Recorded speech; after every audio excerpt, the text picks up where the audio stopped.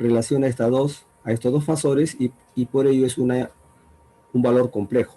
Entonces su nombre, impedancia compleja. Nosotros, por comodidad, simplemente hablamos de impedancia, pero el nombre propio es impedancia compleja. Esta impedancia compleja, ¿no?, en un circuito eléctrico va a proporcionarnos una información muy importante. Por ejemplo, supongamos que tenemos este dipolo. Sabemos que un dipolo es un elemento eléctrico conectado entre dos terminales. Hemos estudiado en corriente directa una resistencia, una inductancia, una capacitancia, o cualquier conjunto de elementos que mediante el análisis podemos reducirlos a un elemento equivalente, pero siempre conectado a dos terminales. Si cada terminal se conoce como polo, eléctricamente hablando, entonces diremos que es un dipolo o bipolo. Entonces, si tenemos este dipolo y le aplicamos un voltaje fasorial y una corriente fasorial, lógicamente de que por la relación Volt-Ampere, que ya hemos estudiado, ese voltaje es igual a Z por I. Por tanto, la impedancia compleja sería la relación voltaje entre corriente. Esto quiere decir de que la impedancia compleja nos va a entregar dos relaciones. Una es el valor del módulo del valor complejo, o sea, el módulo, y otra el argumento del valor complejo. El módulo viene a ser la relación entre voltaje y corriente, mientras que el argumento viene a ser el ángulo de desfasaje entre el ángulo del voltaje y el ángulo de la corriente. Entonces, cuando nosotros trabajamos con impedancias, siempre el argumento es la relación V sobre I. Voltaje eficaz entre corriente eficaz, voltaje máximo entre corriente máxima. Y el argumento viene a ser la diferencia de los ángulos de fase de cada señal. Entonces, tengo la señal de voltaje con un ángulo de 0 grados y tengo la señal de corriente con un ángulo de 90 grados o menos 90 grados, entonces tendríamos nosotros que el argumento sería 90 grados, porque el argumento me va a definir la naturaleza del elemento. Si el argumento es negativo, es una capacitancia, una impedancia capacitiva. Si el argumento es positivo, es una impedancia inductiva. Y si el argumento es 0, entonces estamos hablando de una resistencia. Bien. Esto nos lleva entonces a nosotros a definir siempre a partir del valor de la impedancia dos magnitudes. La relación de módulos y el argumento.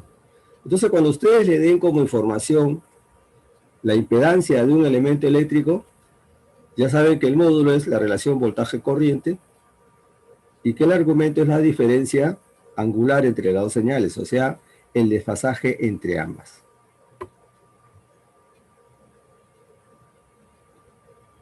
Por ejemplo, si tuviéramos una impedancia,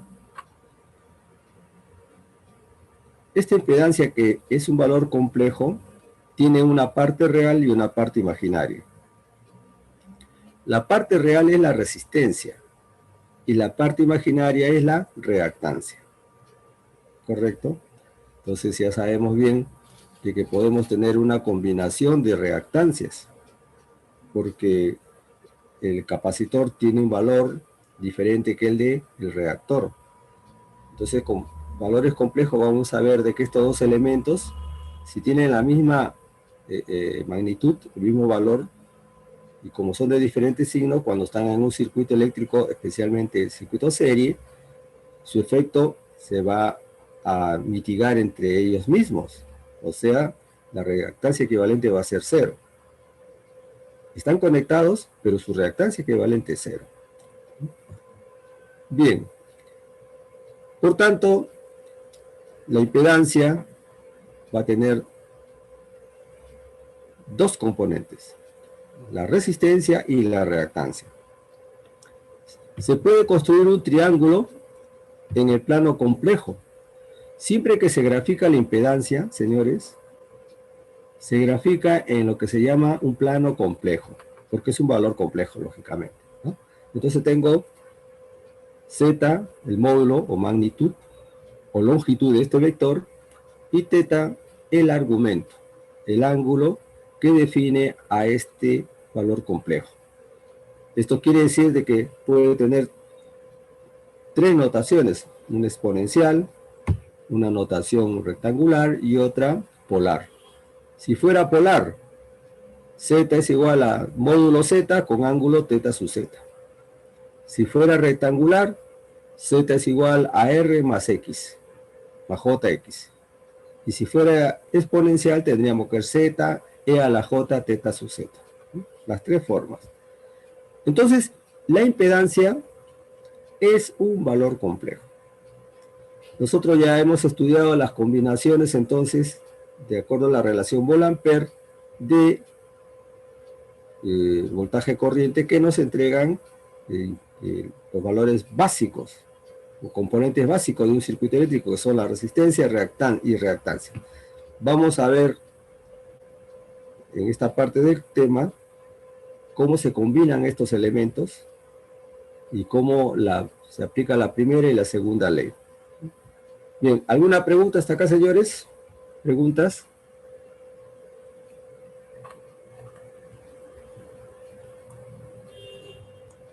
Bien. Pasemos a la siguiente lámina.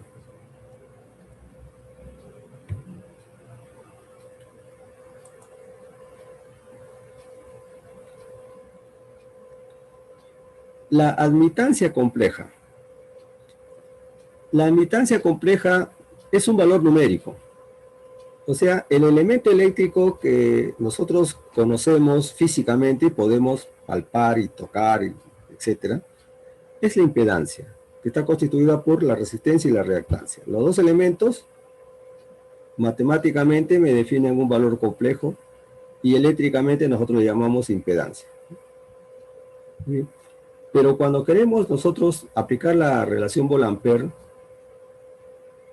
y sabemos que ella es voltaje igual a impedancia por corriente, y en este caso queremos conocer el valor de la corriente, entonces despejamos, ¿no? Corriente igual a voltaje sobre impedancia. Este valor 1 sobre la impedancia se denomina admitancia compleja, porque la inversa de un valor complejo me da otro valor complejo. Entonces, esta admitancia compleja es un valor numérico que se obtiene de calcular el valor inverso de la impedancia y tiene como unidades los Siemens. Lógicamente, que también es un valor que tiene parte real e imaginaria, como complejo. Entonces, se va a graficar en un plano que se conoce como el plano complejo de las admitancias. Y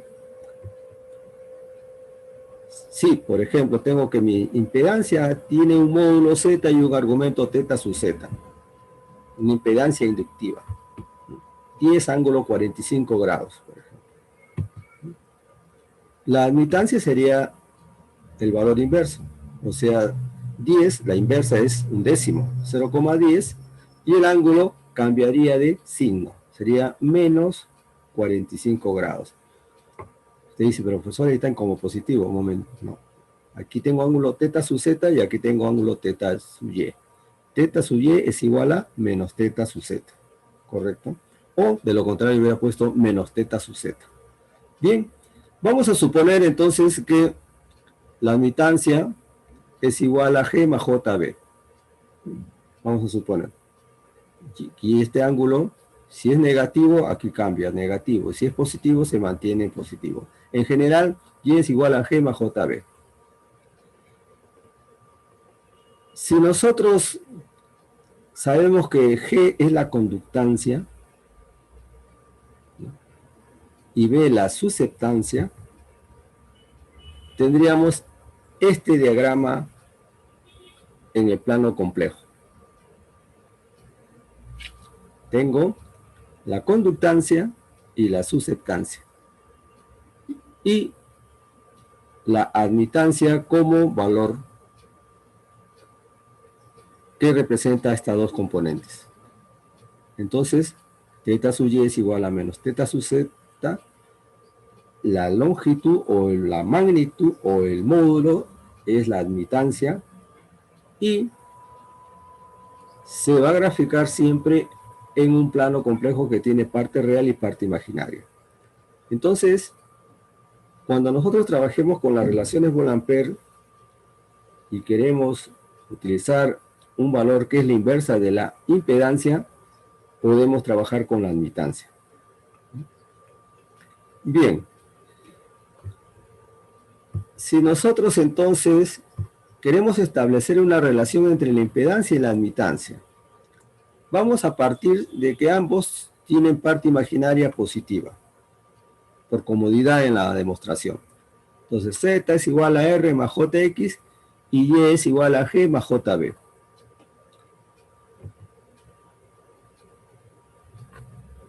Si nosotros aplicamos la inversa, sería 1 sobre R más JX, la inversa de la impedancia. Para levantar la parte imaginaria del denominador, nosotros racionalizamos. Multiplicamos por R menos JX y por R menos JX. Numerador y denominador por un nuevo valor complejo que es R menos JX. Al hacer ello, obtendremos un nuevo número complejo que tiene como parte real R sobre R cuadrado más X cuadrado.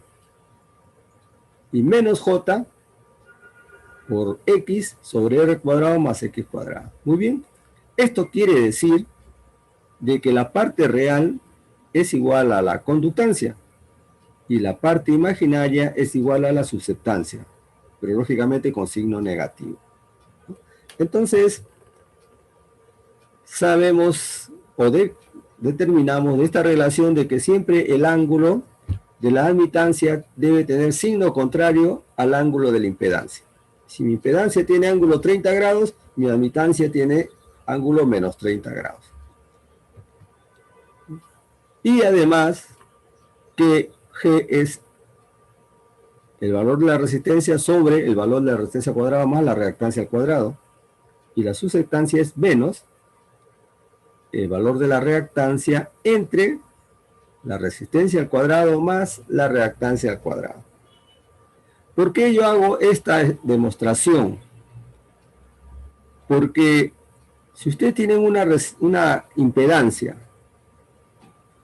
de una resistencia en serie con una reactancia inductiva, por ejemplo, yo les pido la admitancia, no vayan a cometer el error de decir, como es la inversa, entonces la inversa de R y la inversa de X. Eso no es así. Si el circuito está en serie, yo tengo que hallar la impedancia, la admitancia siguiendo este procedimiento. Pero si está en paralelo, ya no necesito hacer este procedimiento. Porque en paralelo sí yo puedo trabajar con las inversas de cada componente que está en paralelo. Y luego sumarlas como valores complejos, por si acaso. Entonces, tenemos nosotros dos planos. Uno, el de la impedancia compleja, y otro, el de la admitancia compleja. Por ejemplo, si tengo que la impedancia compleja es 15 ángulo 30 grados en ohms, lógicamente de que la inversa la puedo hallar a partir de la inversa de este valor polar. Si quiero hallar las componentes, bueno, tengo que hallar la parte real y la parte imaginaria. 13 más J 7,5 ohms, por ejemplo. En este plano, entonces, tengo que la resistencia es 13 y la reactancia 7,5. Cuando es positiva la parte imaginaria, estamos hablando de una impedancia inductiva. La admitancia sería la inversa, o sea, 0,67 con ángulo de menos 30 grados. O sea que, si este diagrama corresponde a la impedancia, tendría 13 en el eje real y 7,5 en el imaginario. Mientras que como admitancia tendría yo que hallar sus componentes, que serían 0,58 la conductancia y menos 0,33 la susceptancia. Siempre en Siemens, ¿no? Entonces, ustedes tienen dos notaciones para trabajar con una impedancia. Si nosotros analizamos un circuito en el dominio del tiempo, la impedancia solamente se define por su módulo y su argumento. No se define como un valor complejo. Pero si trabajamos en el dominio de la frecuencia con fasores, entonces la impedancia se define como un valor complejo. Y por tanto, su argumento sería el ángulo de la impedancia y su módulo sería la relación voltaje-corriente. O simplemente la magnitud que me están especificando para la impedancia. ¿Cómo se halla? Bueno, en un plano complejo yo puedo tener la representación cartesiana y mediante la aplicación de Pitágoras puedo hallar yo sus componentes a partir del conocimiento de uno de ellos. ¿Correcto? Bien. Entonces, ustedes pueden trabajar con la impedancia en el dominio del tiempo. Si por ejemplo, se les plantea en el examen un circuito excitado con una señal senoidal de 20 amperes o 20 volts y una frecuencia de 60 Hz, le piden la impedancia, el módulo y el argumento. Entonces ustedes pueden trabajar en el dominio del tiempo. Pero si yo les doy como excitación en fasores, digo, una tensión fasorial de 20 volts, ángulo 30 grados, y les doy los componentes de la red, hallar la impedancia equivalente o hallar la corriente, pueden trabajar ustedes con fasores. Pero si les doy la excitación en el dominio del tiempo, ustedes tienen que trabajar en el dominio del tiempo. Ahora, si tienen mucha práctica, podrían trabajar con los fasores y luego regresar al dominio del tiempo. Si le doy una excitación senoidal y los componentes del circuito, bueno, la señal senoidal la convierten a fasor y calculan las corrientes como fasor. Una vez que tienen la corriente como fasor, como se le está pidiendo en el dominio del tiempo, regresan, transforman el fasor a una señal senoidal. Porque sabemos bien de que el fasor representa estas señales. Entonces, yo puedo hacer mi análisis fasorial y a partir de él hallar la expresión en el dominio del tiempo o hallar la expresión en el dominio del tiempo y luego convertirlo a fasor. Entonces, tienen las dos herramientas para que puedan analizar un circuito. Bien, ¿alguna pregunta hasta acá, señores? ¿Preguntas, por favor?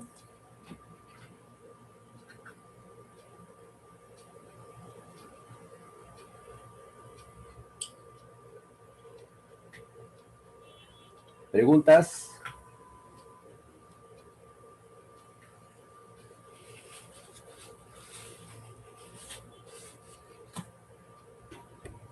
¿No hay preguntas? Bien, continuamos.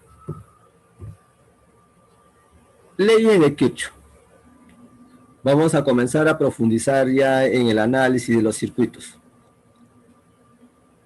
Entonces tenemos, por ejemplo, la primera ley. Vamos a analizarla tanto en el dominio del tiempo como en el dominio de la frecuencia. O sea, como fasores. Por ejemplo, en el dominio del tiempo, ¿no? La primera ley dice que la suma de las corrientes instantáneas en un nudo es igual a 0. ¿Por qué yo menciono corrientes instantáneas? Porque siempre que nosotros elaboramos un análisis o hacemos un análisis de un circuito eléctrico, especialmente cuando se trata de excitaciones con ondas senoidales, tenemos que establecer un instante para hacer el análisis. O sea, yo no puedo considerar un voltaje a los 5 segundos y calcular su corriente a los 10 segundos, porque en 10 segundos el voltaje ya es diferente. Sabemos bien que es una onda senoidal. Entonces nosotros siempre hacemos un corte. El voltaje tiene este valor, 10 volts, no nos interesa en qué instante de tiempo. Y suponemos que la corriente en ese mismo instante es la que voy a definir. ¿Correcto? Por eso que se habla de las corrientes instantáneas. O sea, en el instante que yo aplico la primera ley, mido voltajes, mido corrientes. Entonces, todas las corrientes que fluyen en ese instante deben cumplir la primera ley de Kirchhoff. A diferencia de los circuitos de corriente directa en los cuales la corriente normalmente es invariable, ¿no? Bien, esto quiere decir que si yo tengo un circuito en paralelo con tres elementos, ¿no?, R, L y C, y le aplico un voltaje V de T, la primera ley de Kirchhoff dice que la corriente total es igual a la suma de las corrientes instantáneas que circulan por la red. Esto me lleva entonces a que yo, si quisiera calcular la corriente total, la primera intención es hallar el valor de la impedancia equivalente. Y para ello podría aplicar yo este criterio, que la impedancia equivalente es igual a 1 sobre la admitancia equivalente. Entonces podría hallar la admitancia equivalente. Entonces consideremos lo siguiente. Vamos a suponer que el voltaje es la referencia. Expresado en el dominio del tiempo sería voltaje máximo por seno WT. W es la frecuencia o la velocidad angular de la señal de excitación. Si mi señal es de 60 ciclos por segundo, entonces mi velocidad angular W sería 377 radianes por segundo. Normalmente a la velocidad angular también se le llama la frecuencia angular. Entonces, frecuencia angular en radianes por segundo, frecuencia en ciclos por segundo, ¿no? Bien, por la primera ley de Kirchhoff, la corriente total es igual a la corriente en R más la corriente en L más la corriente en C en el dominio del tiempo. Primera expresión.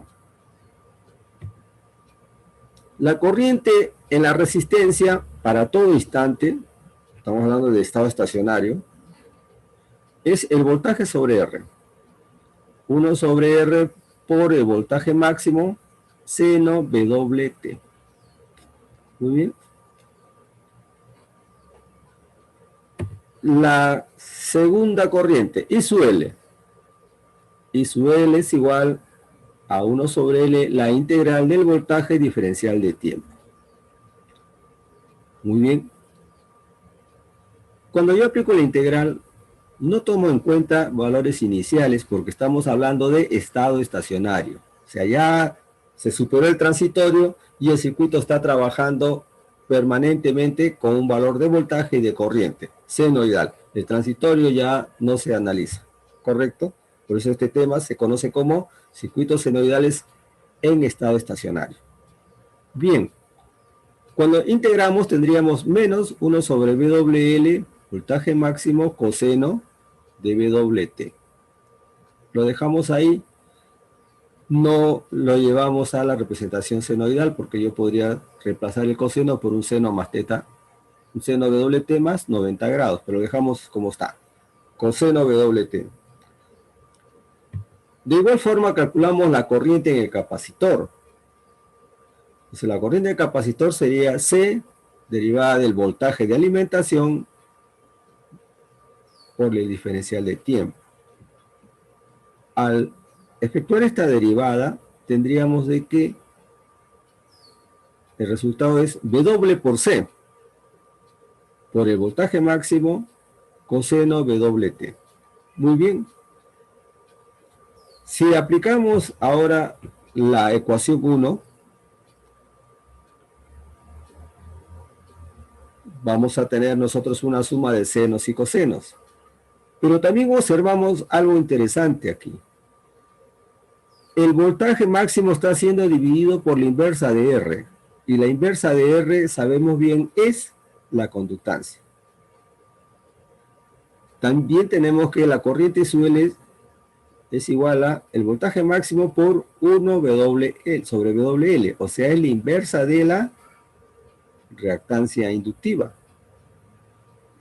Y finalmente, en el caso de la corriente en el capacitor, tenemos que el voltaje máximo multiplica a la inversa de la reactancia capacitiva, porque la reactancia capacitiva es W por C.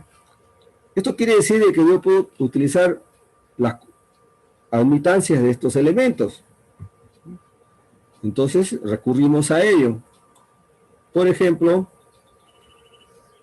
G, B sub L y B sub C. B sub L es menos 1 sobre B doble L. ¿Correcto? Entonces, sumamos y factorizamos el voltaje máximo. Pues el voltaje máximo es igual a conductancia por el seno más una diferencia entre susceptancias, la capacitiva menos la inductiva, coseno WT. Bien, esto quiere decir de que yo voy a tener una susceptancia equivalente como resultado, ¿correcto? Una susceptancia equivalente. Y esa susceptancia equivalente me va a definir si la corriente está adelantada, atrasada o está en fase con el voltaje. Es un valor muy importante. Entonces,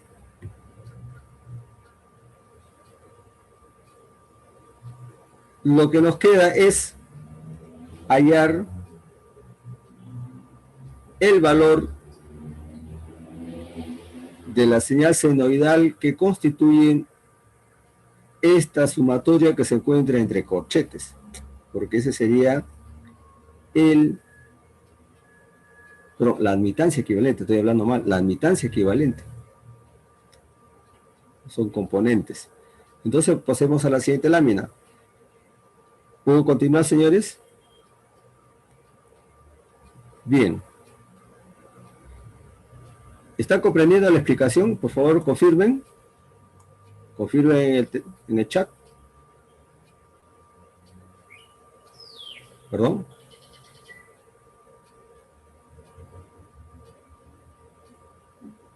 Confirmen en el chat. Bien. Estamos estudiando, como ustedes pueden apreciar, la corriente alterna tanto en estado estacionario en el dominio del tiempo como en el dominio de las frecuencias, o sea, como fasores. El análisis del dominio del tiempo es el que luego se deriva en el dominio de la frecuencia. Por ejemplo, en este caso, tengo la corriente en el dominio del tiempo y voy a hallar lo que se conoce como la admitancia equivalente. Miren, la susceptancia equivalente puede tomar diferentes valores. Uno sería 0, si es que las dos susceptancias son iguales. Cuando yo hablo de susceptancias, no se debe entender como que las reactancias son iguales, porque como pueden apreciar, la susceptancia inductiva es la inversa de la reactancia inductiva, y por tanto es 1 sobre WL, mientras que la susceptancia capacitiva, al ser la inversa de XC, es igual a W por C. Entonces, hay una relación muy diferente entre ambas, ¿no? O sea, no se puede decir de que, B sub L es igual a B sub C, o sea, XL también es igual a XC, como es común en los exámenes que se equivoquen los alumnos. Por favor, tengan cuidado con eso, la interpretación correcta. Si B sub L es menor que B sub C, es una impedancia inductiva. Esto quiere decir de que la susceptancia equivalente es mayor que 0. Y finalmente, si la susceptancia equivalente es menor que 0, significará que B sub L es mayor que B sub C. O sea que sería una impedancia capacitiva. Si tienen dificultades con la comprensión de estos valores, estas relaciones, basta con que haya la admitancia equivalente y su inversa los lleva a la impedancia y rápidamente pueden definir si es inductivo o capacitiva. Hayan su admitancia equivalente, su módulo, su argumento, y haya la inversa de la admitancia. Cambian el signo al ángulo de la admitancia y por tanto ya saben si es impedancia inductiva o capacitiva, ¿no? Para que no se hagan problemas ustedes con estas interpretaciones. Pero esta es la base teórica, el sustento que nos permite llegar a esas conclusiones. Entonces, Supongamos que la admitancia equivalente del circuito es que B sub L es menor que B sub C. O sea que la carga es una impedancia inductiva. Vamos a suponer ello. En ese caso, tengo la susceptancia equivalente, que es positiva, y tenemos que la conductancia es la parte real y la susceptancia la parte imaginaria. Así es que lo veo como una impedancia compleja. Pero como estamos trabajando en el dominio del tipo, no se habla de impedancia compleja, simplemente de impedancia. Entonces tenemos que la impedancia y la admitancia son valores que están constituidos por dos componentes. Uno es la conductancia y otro es la susceptancia, para el caso de la admitancia equivalente. Entonces, si nosotros queremos representar a la corriente como una señal senoidal, entonces tendríamos que Y equivalente es igual al voltaje máximo seno WT menos teta.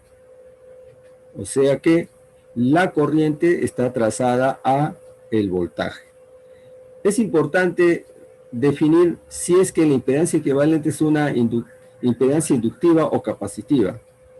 ¿Por qué? Los módulos de las corrientes máximas y voltaje máximo se pueden calcular. El ángulo se tiene que determinar de este triángulo. Pero si ustedes ya tienen práctica, inmediatamente deducen, ¿no? Si es una impedancia inductiva y tengo que el ángulo es 45 grados, entonces, si mi tensión es la referencia, mi corriente debe estar atrasada, y por tanto tiene que ser menos 45 grados. Pero si fuera una impedancia capacitiva, la que yo he obtenido como resultado, y conozco ya los módulos de las corrientes y los voltajes, bueno, para representar a la corriente simplemente diré que la corriente en una carga capacitiva siempre está adelantada al voltaje. ¿Cuál es el argumento? ¿Cuántos grados está adelantada? Bueno, el ángulo de la impedancia, ¿correcto? Entonces, ese ángulo de la impedancia tendría que ser con signo positivo.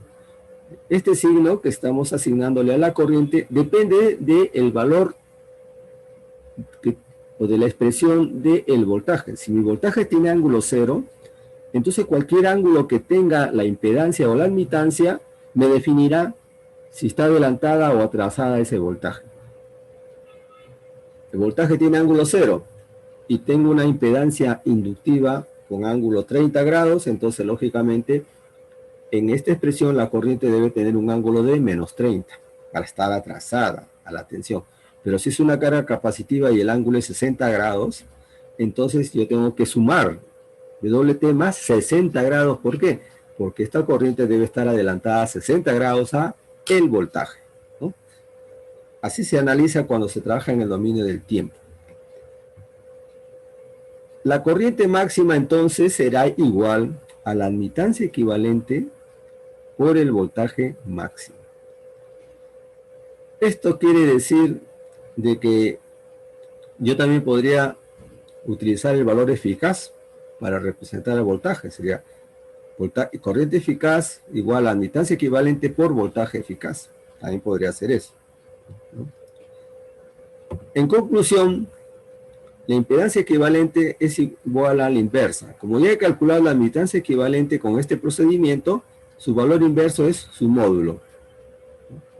Esto quiere decir de que se debe cumplir siempre que el voltaje máximo es igual a la impedancia equivalente por la corriente máxima según la relación Volt-Ampere o la ley de Ohm.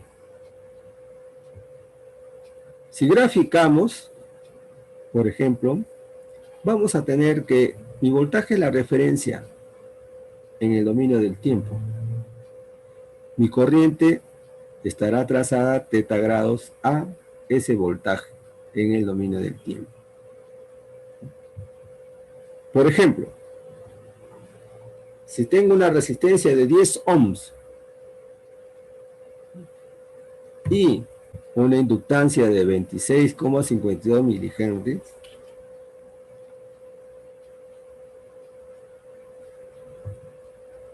con una capacitancia de 265,25 microfarad, por ejemplo. Entonces yo podría excitar este circuito con un voltaje 311 seno de 377 T. Cuando me proporcione la velocidad angular o frecuencia angular, automáticamente obtengo el valor de la frecuencia de la señal. En este caso sería 2πf igual a 377, la frecuencia tiene que ser 60 Hz. Bien, además, yo podría calcular también el valor eficaz del voltaje. Por ejemplo, si el valor máximo es 311, yo sé que el valor eficaz es igual a 0,707 veces el valor máximo, o el valor máximo entre raíz de 2. Entonces tengo 220 volts. Ese es el voltaje eficaz. Y 311 es el voltaje máximo o voltaje pico, que se da en un instante. Bien. Calculamos las impedancias. R es igual a la impedancia de la resistencia. 26,52 por 10 a la menos 3 por 377 me da 10 ohms. Y el capacitor 1 sobre 265,25 por 10 a la menos 6 por 377 me va a dar también 10 ohms. O sea, tengo yo dos impedancias, tanto para el capacitor como para el inductor, del mismo valor. Bien, la susceptancia sería 0,1 Siemens, 0,1 Siemens y 0,1 Siemens, ¿correcto? En este caso, ¿qué tenemos? En este caso, ambas susceptancias son iguales. Por tanto, la admitancia equivalente va a ser igual a una conductancia de 0,1 Siemens. La inversa de esa admitancia equivalente será la impedancia equivalente, ¿correcto? Entonces, B equivalente es B sub C menos B sub L, está demostrado ya. Inclusive pude haberle colocado el signo negativo aquí,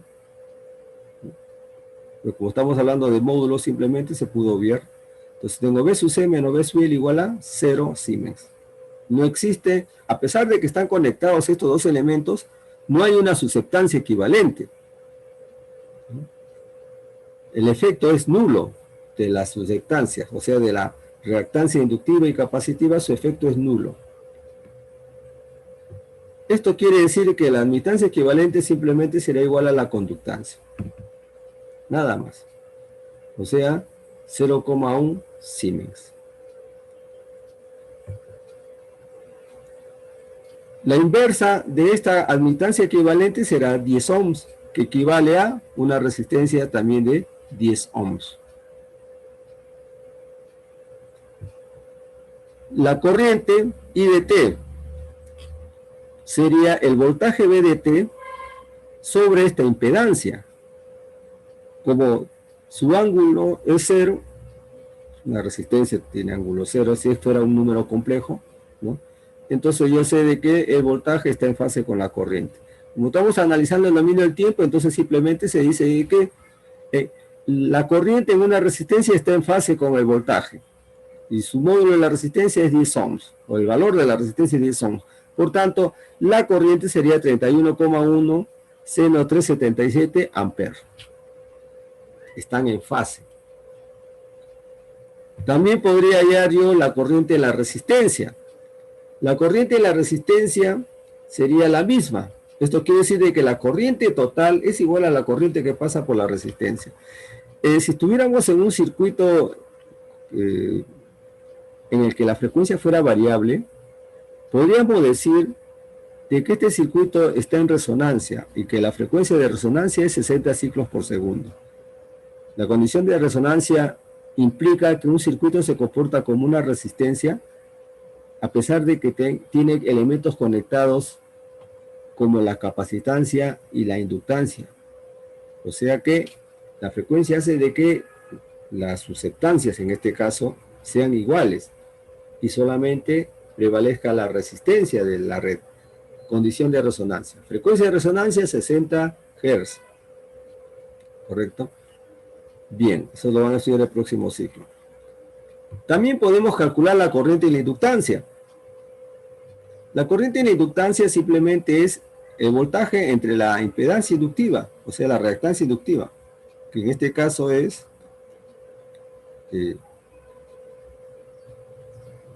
10, y por tanto tendríamos que es 311 entre 10, 31,1 seno de 377. El ángulo, como es una inductancia, entonces la corriente que circula por esta inductancia tiene que estar atrasada a 90 grados al voltaje.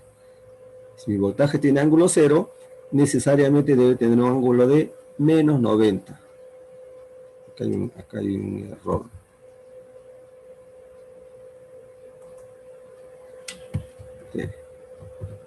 Se ha salido la T. Se ha salido la T fuera del paréntesis. Bien. Entonces,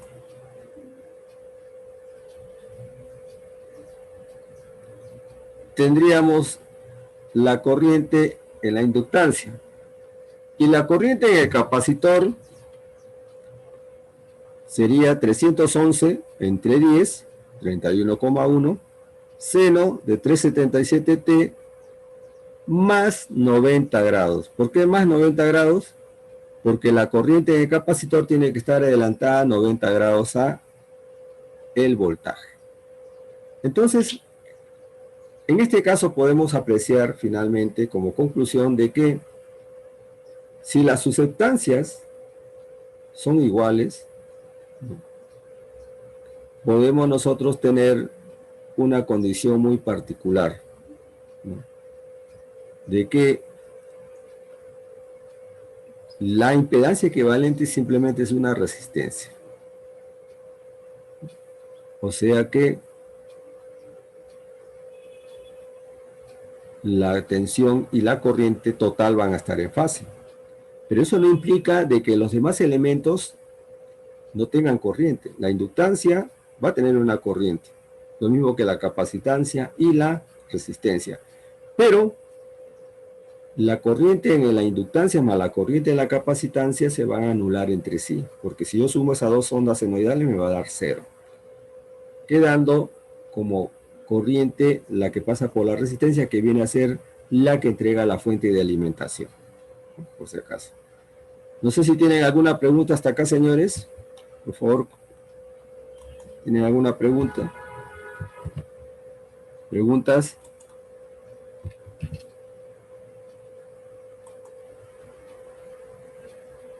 Bien. Vamos a pasar lista en este momento. Vamos a pasar lista. Acuña. Caicho. Cruz. Cruz presente, profe. Dextre. Espinosa. Presente.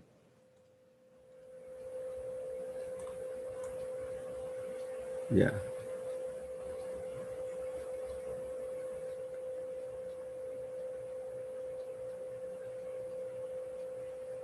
Flores. Galvez. Presente. García.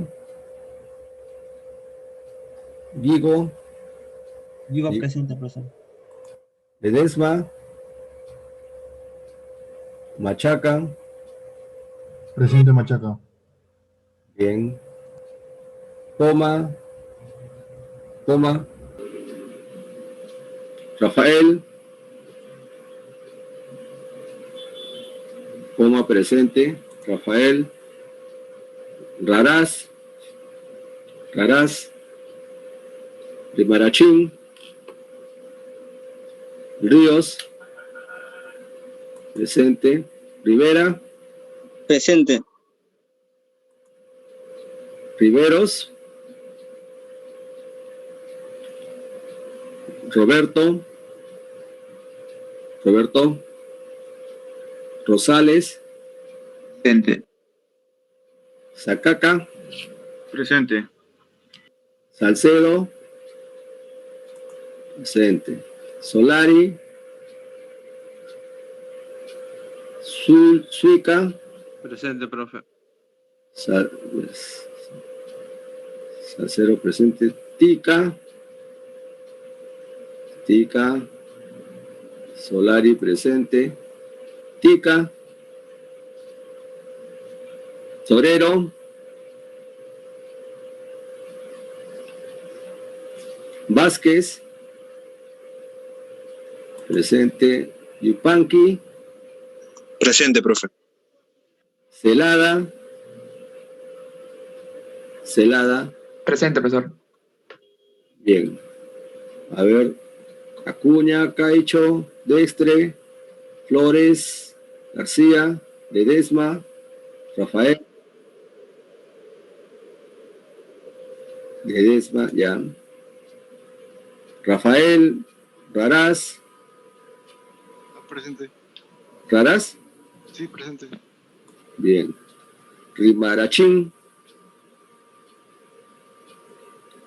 Riveros. Roberto. Tica. Torero.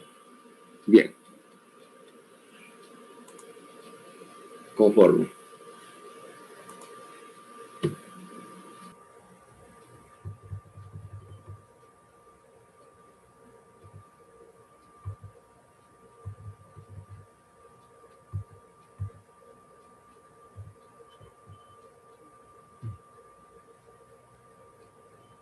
Bien. Entonces acá tenemos la lámina. Vamos a hacer una pequeña simulación.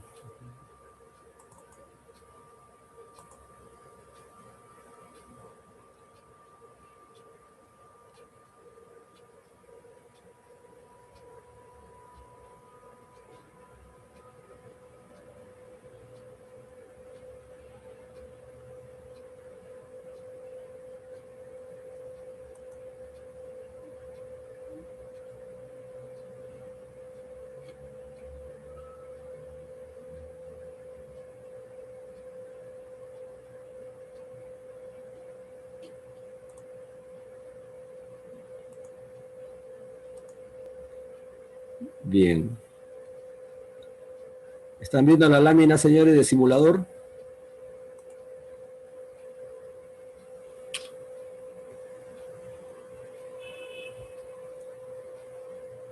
Bien. Miren, en este circuito vamos a excitar con una corriente de 31,1 amperes. No vamos a usar el voltaje porque tenemos capacitores inductores en paralelo. Entonces hay que trabajar en los simuladores con una fuente de corriente.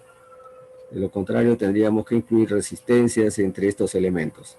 No son ideales, no debemos hacerlo. Entonces, en lugar de aplicarle un voltaje, le vamos a aplicar una corriente. Y da lo mismo, ¿no? Bien, tengo los tres elementos y voy a hacer mi simulación considerando un tiempo de corrida de 100 milisegundos, ya que tenemos una señal senoidal de 16,6 milisegundos para una frecuencia de 60 Hz, ¿no? Y vamos a ir, podemos comenzar la simulación en 25 milisegundos para no tomar en cuenta los transitorios. Podría ser de 0 también, ¿no? O sea, yo puedo limitar, como normalmente se hace el análisis en el dominio del tiempo para observar las señales senoidales. El software entrega primero el transitorio y luego el estado estacionario. Como nos interesa solo el estado estacionario, entonces podemos obviar la duración del transitorio. Entonces yo puedo escoger a partir de 25 milisegundos, hago mi análisis. También podría hacerlo desde 0, pero les doy, vamos a darle esta opción. Entonces, cuando simulamos,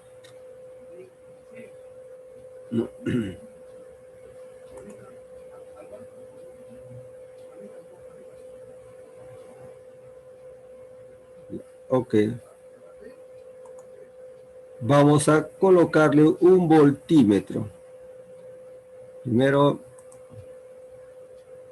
voltímetro en esta señal y vamos a ver la forma de onda de la corriente.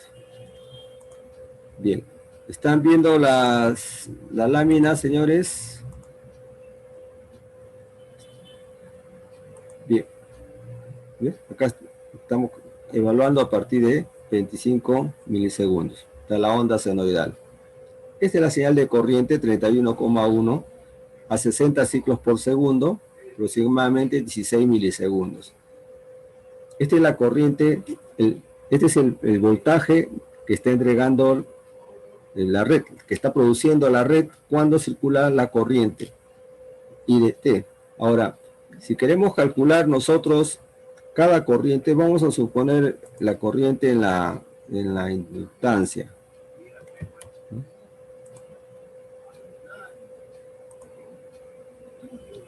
La corriente de la inductancia debe estar atrasada 90 grados al voltaje. Y acá está, 90 grados aproximadamente. Y esta es la corriente que circula por la inductancia. Si queremos calcular la corriente que circula por el capacitor, también podríamos elegir, y hasta el de la resistencia. Lógicamente que es mejor utilizar un puntero a la vez para poder visualizar mejor las señales. Ahí está, la corriente en la resistencia. Entonces, con estos simuladores ustedes pueden verificar el análisis y los cálculos con los resultados a los que han llegado para estar seguros de que la respuesta es la correcta.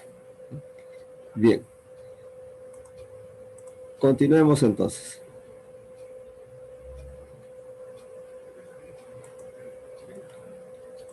¿Están viendo la lámina, señores?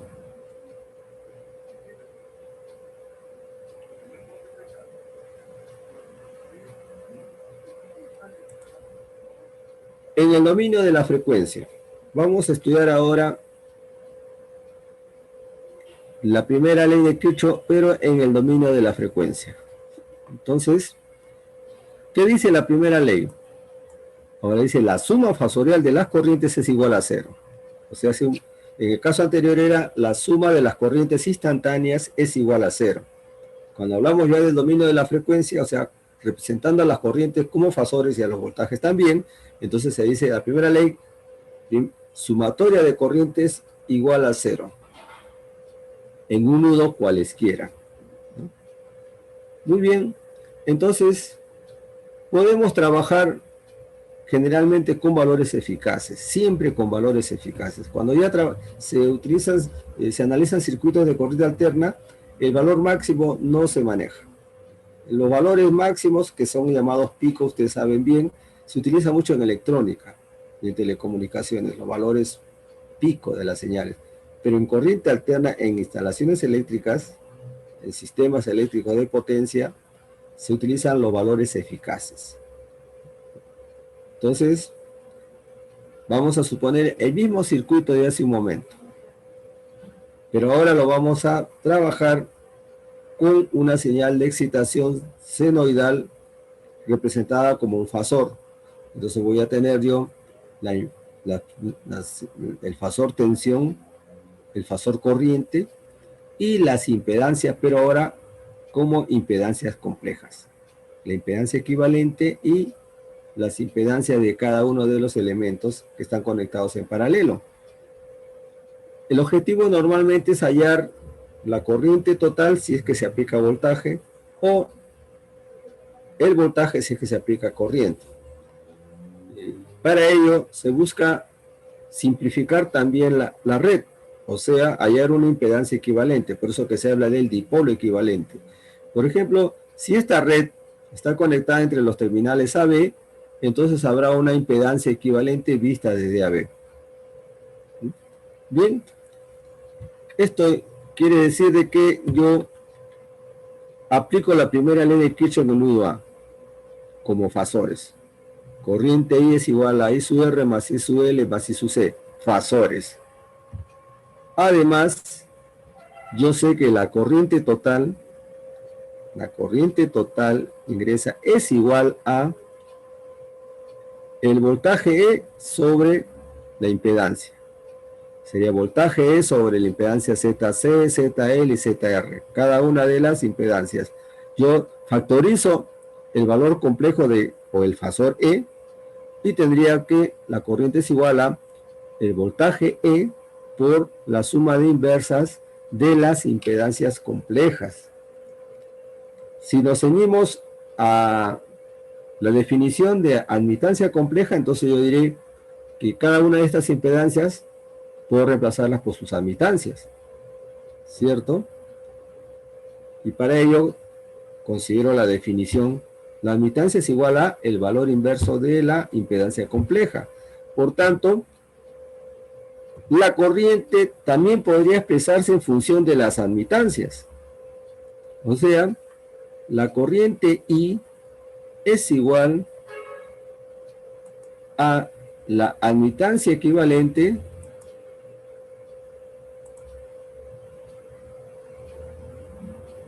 por el voltaje E, en el que la admitancia equivalente sería la suma de las admitancias complejas. Entonces, cuando se tiene un circuito en paralelo y queremos trabajar en el dominio de la frecuencia con las excitaciones fasoriales y las corrientes fasoriales, podríamos nosotros hallar las admitancias complejas de cada elemento que está conectado en paralelo y luego sumarlas. Esto quiere decir que la tensión E, que es igual a la corriente I por la impedancia equivalente, también se puede expresar como corriente igual a tensión E por admitancia equivalente. Las dos expresiones son la relación Volt-Ampere, o sea, la ley de Ohm. Muy bien, con esto entonces podemos decir que la admitancia equivalente es igual a la suma de admitancias complejas de cada elemento conectado en paralelo. Y, lógicamente, el valor inverso de esta admitancia equivalente me daría la impedancia equivalente. ¿Correcto? Bien. ¿Alguna pregunta hasta acá, señores? ¿Preguntas?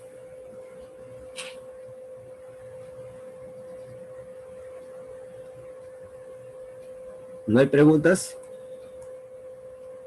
A ver, señores, en el chat, por favor, confírmenme si me están comprendiendo y están entendiendo la clase. ¿Confirmen todos?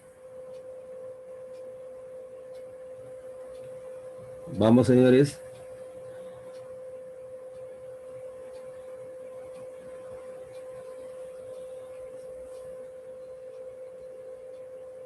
Bien. Entonces,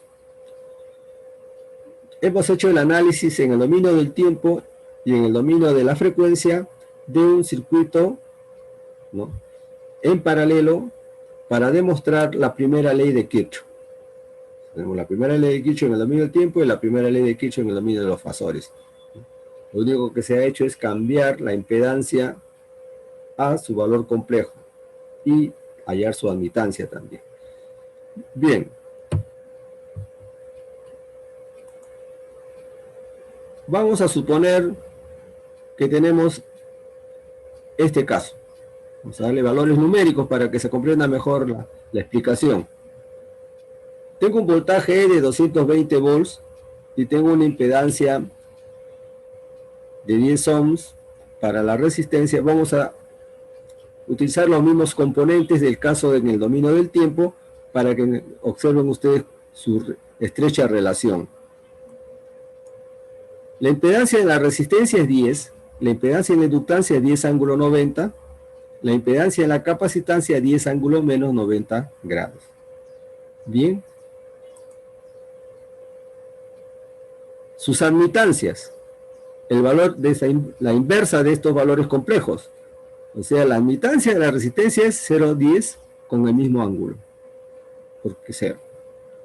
La admitancia de la inductancia, o de la impedancia inductiva, mejor dicho, sería 1/10 ángulo menos 90 grados en Siemens.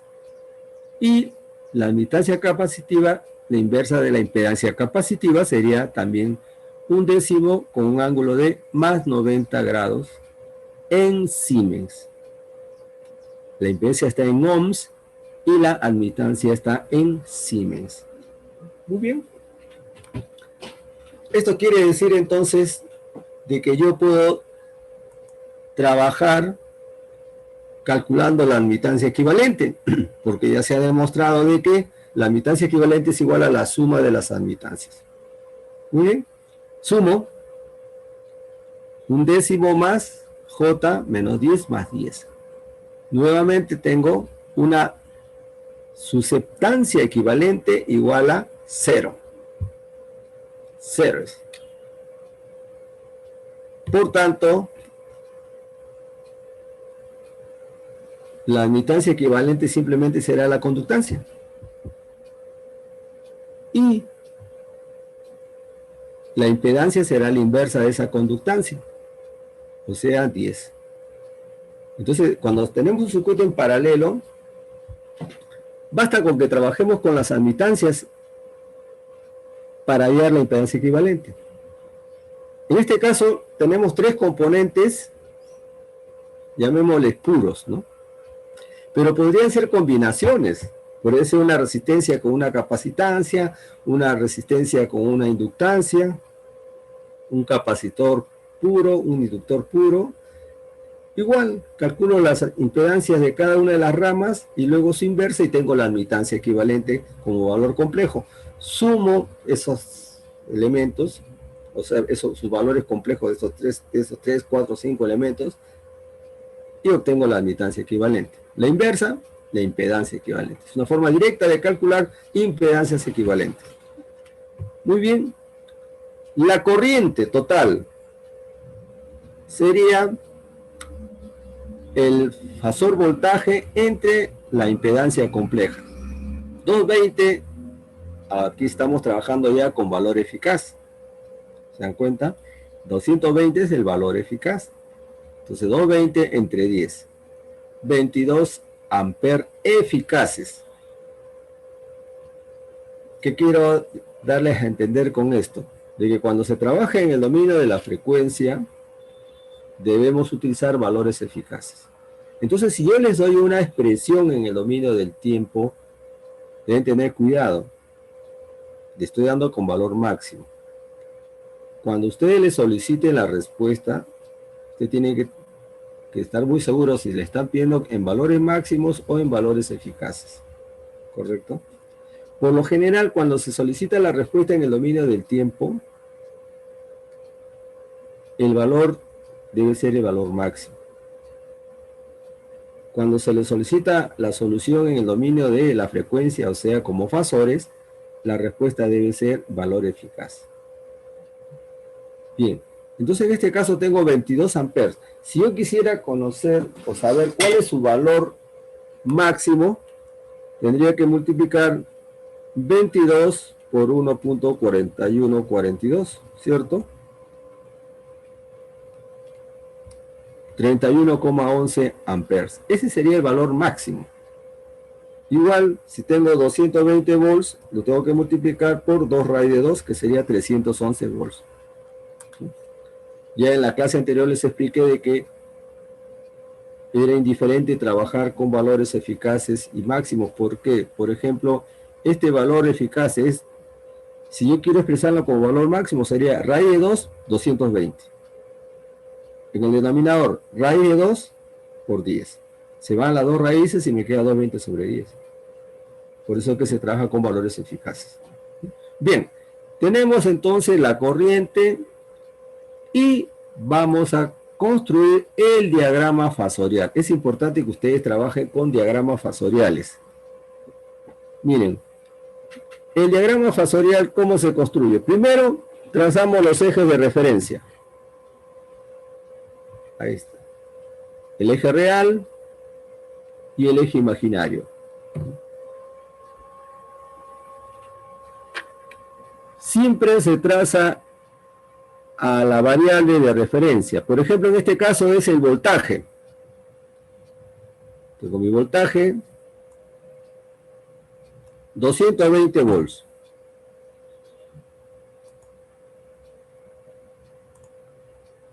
Ese es el voltaje de referencia. Y todas las demás variables, que son las corrientes en cada elemento, se van desfasando a este voltaje. ¿Por qué es importante el diagrama fasorial? Porque me orienta hacia dónde deben ser los resultados que voy a obtener. En este caso nosotros hemos primero calculado los valores. ¿Cómo sabemos que son correctos o no? Entonces construimos nuestro diagrama fasorial. Puede ser a escala, como normalmente se aplica, ¿no? Escojo una escala para el voltaje. Si es 220 volts, bueno, diré que mida cada 50 volts 1 centímetro. 4 punto y pico centímetros, 220 volts. La corriente, 10 amperes o 22 amperes, bueno, que sea 1 centímetro cada ampere. 1 centímetro cada 10 amperes, o sea, 2,2 centímetros es la corriente I. Y así sucesivamente, ¿no? En este caso, por ejemplo, yo tendría que la corriente que pasa por la resistencia debe estar en fase con la tensión, I sub R.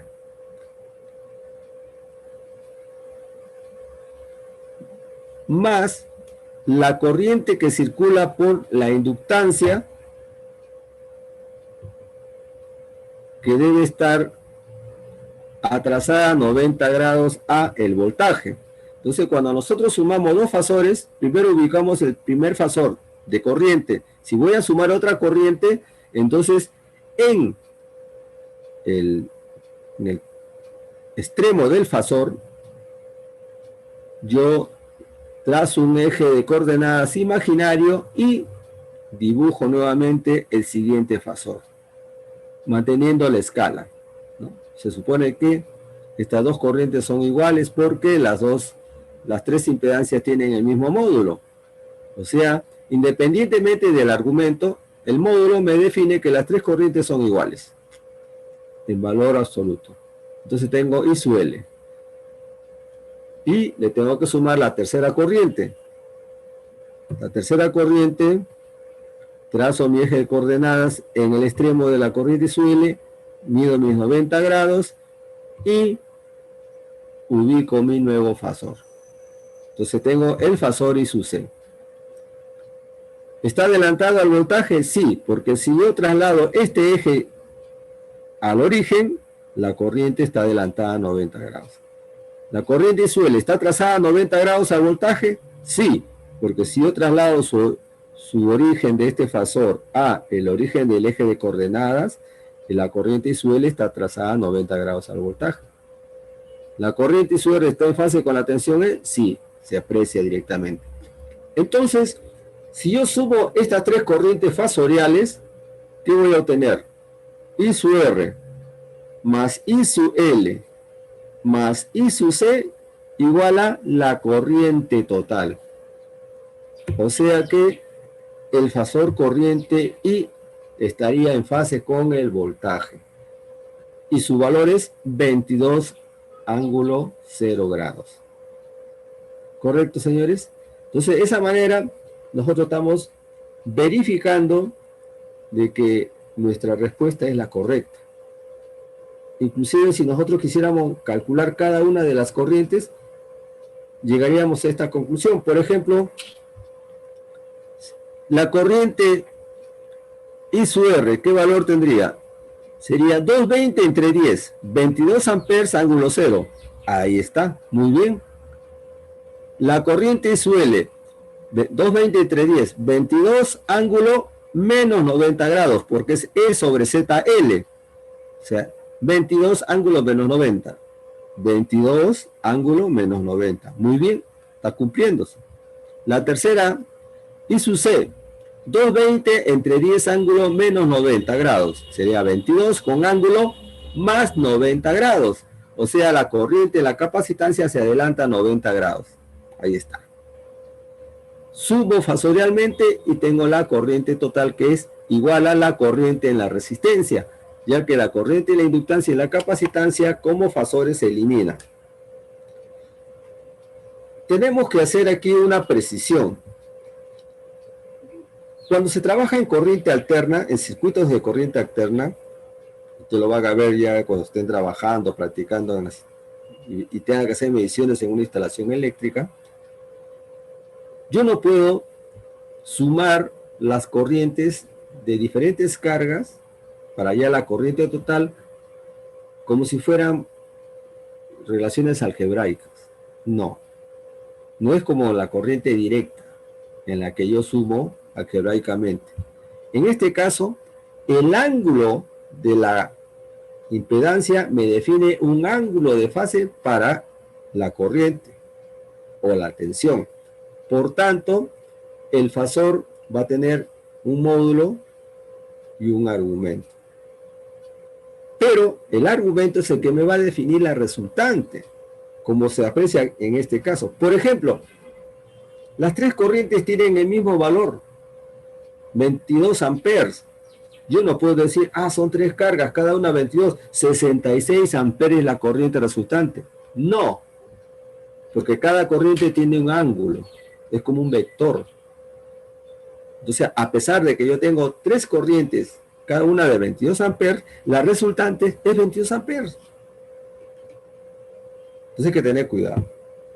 ¿Y de qué depende el ángulo de fase de esa corriente? De la impedancia.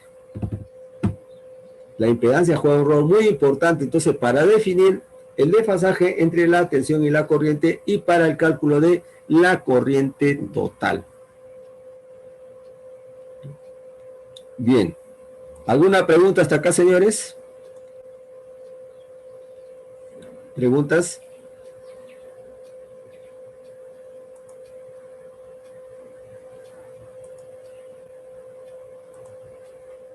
¿Preguntas? Veamos la simulación.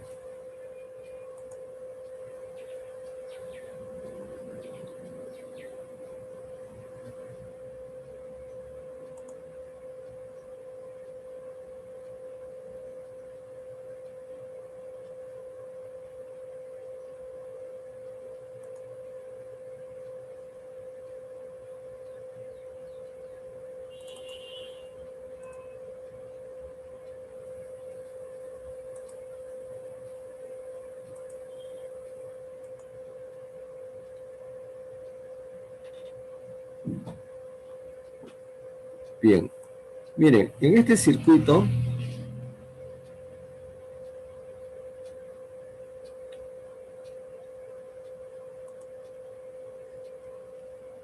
¿están viendo la lámina, señores?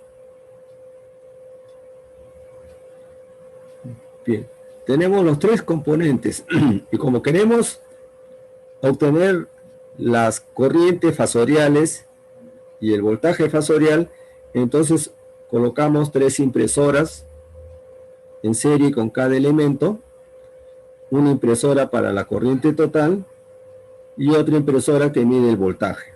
La impresora que mide el voltaje en paralelo con la fuente o con cualquiera de los elementos podría haber estado conectada, y las impresoras que miden corriente, ¿no?, en serie, son como amperímetros. Entonces, cuando yo efectúo la simulación, lógicamente que tengo que ajustar los valores. Ya hemos dicho que si queremos respuesta en fasores, tendríamos que analizar en AC Switch Noise, ¿no?, el punto de evaluación, simulación en escala logarítmica, pero para una frecuencia de 60 a 60 Hz. Frecuencia inicial 60, frecuencia final 60 y un punto por década. Siempre. Casi todos los simuladores es así. O sea, solamente vamos a evaluar para una frecuencia, porque si utilizamos esta función, nos puede evaluar para un conjunto de frecuencias. Yo solamente quiero una frecuencia específica. Por eso está ajustado a ello. Bueno, se simula y vamos a la siguiente lámina.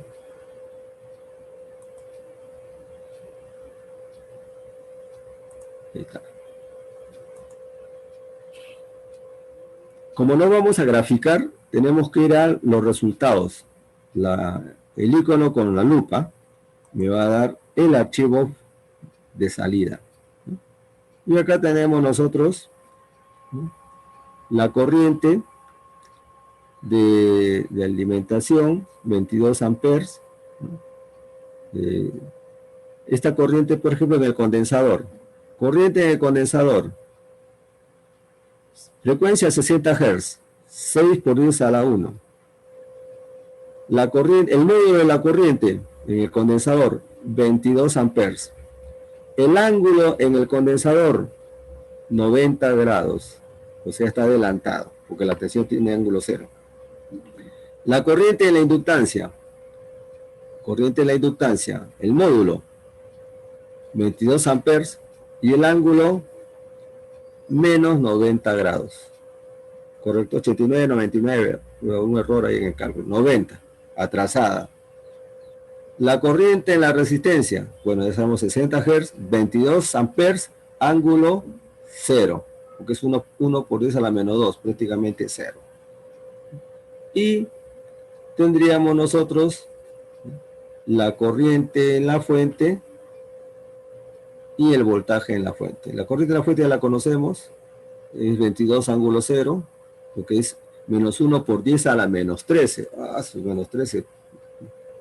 Un pico segundo, no existe prácticamente.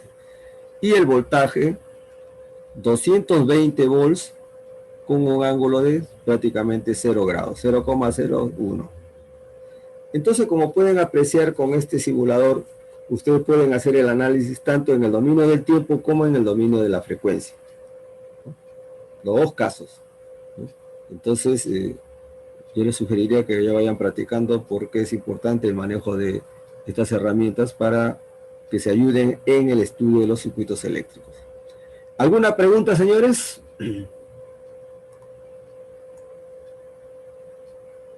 ¿Preguntas? Bien. Continuamos entonces.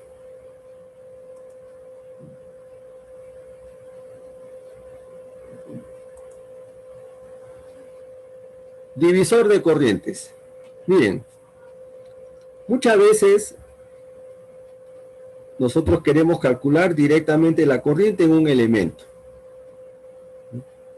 Y si nosotros también conocemos la corriente total y además los elementos están conectados en paralelo, entonces podemos hallar el valor de cada una de las corrientes por divisor de corrientes. Al igual que en los circuitos de corriente directa. Teníamos varias resistencias, por divisor de corriente podíamos hallar la corriente cada resistor. En este caso es similar.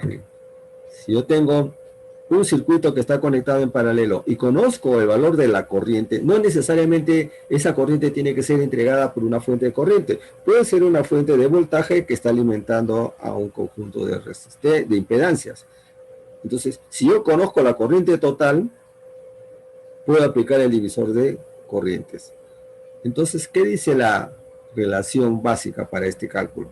La corriente en cualquiera de los elementos conectados en paralelo es igual a la corriente total fasorial por la admitancia del elemento en donde quiero calcular la corriente, entre la admitancia equivalente de la red.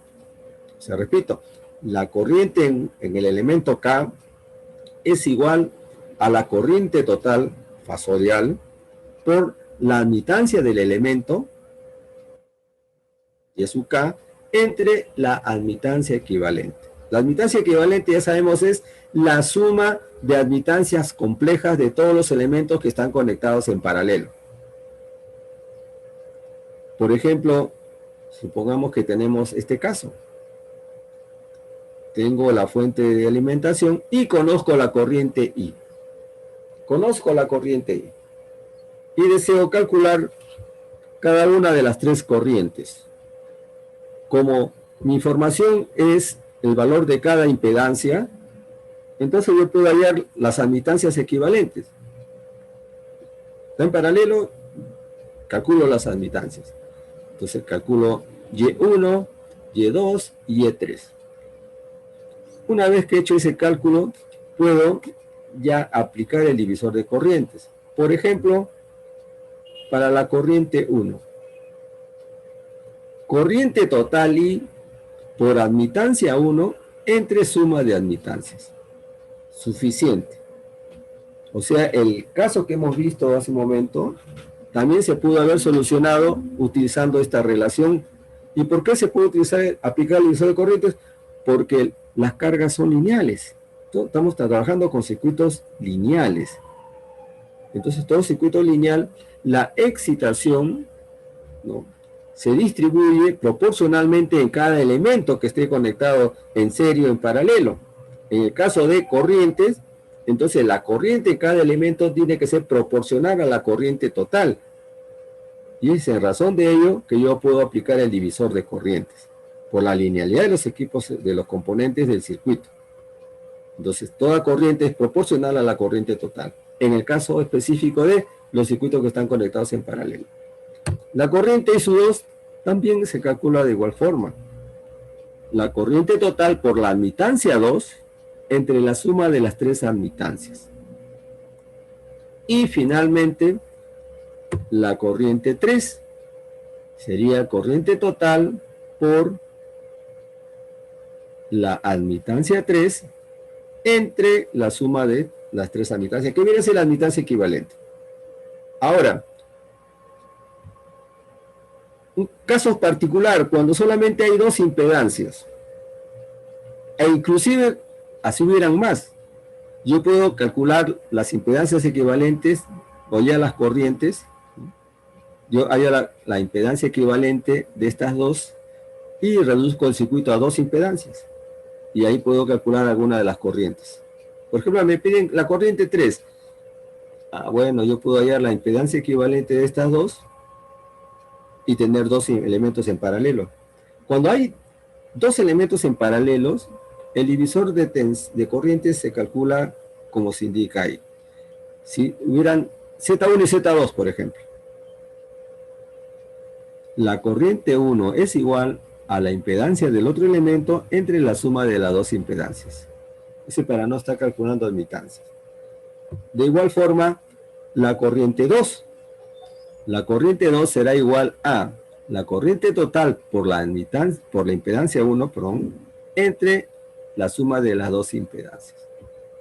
Entonces, cuando son 2 elementos, yo puedo trabajar con las impedancias y aplicar estas relaciones. Pero si son más, me conviene trabajar con las admitancias para cada elemento. Bien, ¿alguna pregunta hasta acá, señores? ¿Preguntas? Bien, ya estamos casi sobre la hora, 20 para las 10, prácticamente. Bien, el día lunes vamos a continuar con este tema, terminaremos el curso ahí, haremos un seminario, ¿no? Y ya quedarían expeditos para el examen final. El examen final, señores, como ya les he adelantado, sería el 1 de marzo a las 8 de la mañana. 1 hora y 45 minutos. Si hay 7 problemas. Y el examen sustitutorio sería la siguiente semana, el 8 de marzo, también a las 8 de la mañana. Ese mismo día van a tener ustedes su resultado. Si hay alguna observación, algún reclamo, me lo plantean inmediatamente y lo atendemos. Y no se olviden, se va a usar el simulador, se va a usar este software en la plataforma Moodle. Van a venir problemas en los cuales van a tener que ingresar la respuesta y marcar las unidades. Si no marcan las unidades, un punto menos. Pregunta de 3, la pregunta de 3 puntos. Y se olvidaron de las unidades, desde 2 miliamperios te ponen 2, bueno, un punto menos. La respuesta debe ser completa, con unidades y con su magnitud, lógicamente, ¿no? Y en otros casos, dependiendo del circuito, del problema, tienen que marcar cuál es la respuesta correcta. Por favor, todos tienen que conectarse con su cámara y tienen que estar puntuales. La prueba comienza a las 8 en punto, usted tiene que estar 10 para las 8 conectados. Si alguno tiene problemas, me pasa la voz inmediatamente para ver cómo se soluciona ello. ¿Correcto? Entonces, Ya saben bien, este próximo día lunes de la semana del 1 de marzo, el primer lunes de marzo, el examen final. Todavía clase tenemos la próxima semana, que vamos a terminar el curso. Bien, ¿algo que agregar, señores? ¿Alguna pregunta adicional? Bien. Entonces estamos cerrando la clase y nos estamos conectando el día lunes a las 8 de la mañana. Cuídense mucho, señores, y estudien bastante. Buenos días.